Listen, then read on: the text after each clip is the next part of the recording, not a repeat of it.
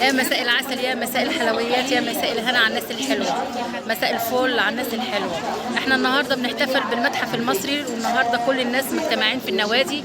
النوادي كلها الناس مجتمعة وفرحانة خالص، ونشكر المجهودات الجميلة للنوادي كلها والشاشات العرض وتشوفوا معايا الشاشة كده وتشوفوا بقى كده.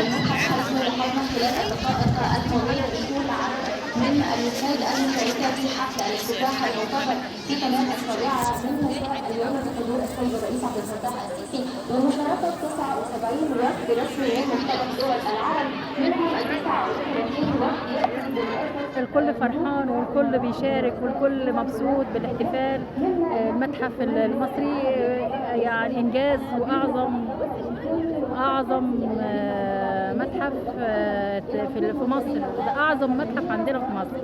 يلا يا ولاد تعالوا اتفرجوا معانا بقى وتشاهدوا معانا الناس الحلوه. الناس كلها فرحانه وانا فرحانه وسعيده، ودايما يا رب فرحانين ودايما سعداء ودايما يا رب متهنيين. كله بيشارك والناس كلها فرحانه، وانا جيت في الاول علشان يا ولاد نتابع ونشوف الشاشه العرض الكبيره.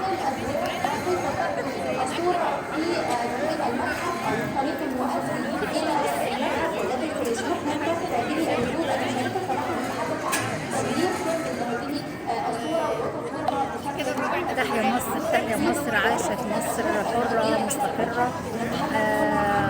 أجدادنا وتاريخنا وقدماء المصريين عبقرة فعلا. تحية طيبة ليكم، وأشكر كل الجهود وكل الناس اللي تعبوا معانا على الجهود العظيم ده.